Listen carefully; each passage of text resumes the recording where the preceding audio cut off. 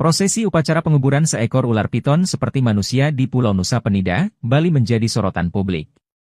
Lokasi penguburan ular itu tepatnya di Banjar Adat Gelagah, Desa Kutampi, Kecamatan Nusa Penida, Kelungkung. Warga meyakini ular dengan panjang sekitar 4 meter itu merupakan ular sakral.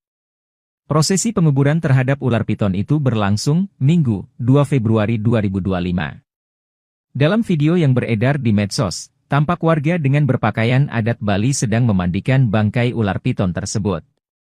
Hampir sama seperti upacara pemakaman pada masyarakat umumnya di Bali, kain kafan putih dibentangkan di atas bangkai ular tersebut. Sembari warga bergantian membersihkan bangkai ular piton.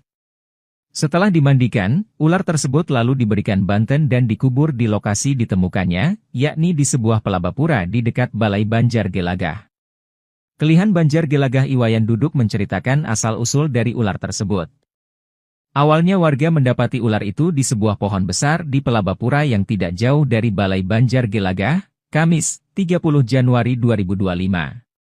Sebenarnya ular itu sudah ada sejak lama di sekitar pelabapura, namun jarang kelihatan. Jikapun muncul, paling pada malam hari saja. Selain itu kawasan ini ada 3 pura yakni Pura Geria, Pura Paibon dan Pura Banjar, sehingga dianggap lokasi yang keramat bagi warga setempat.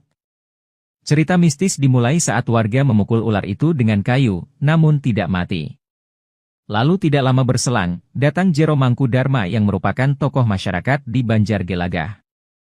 Ketika diberitahu ada ular piton berukuran besar, Jero Mangkudarma pun mendatangi lokasi. Berusaha diusir ular itu hanya diam, meski dipukul beberapa kali tetap ular itu tidak mau bergeming. Bahkan tangan Jero Mangkudarma sempat dijilat oleh ular piton tersebut. Setelah itu dipukullah kepala ular piton itu dengan kayu dan seketika mati, ungkap Wayan Duduk, Senin, 3 Februari 2025. Warga sempat diminta mengubur ular piton itu.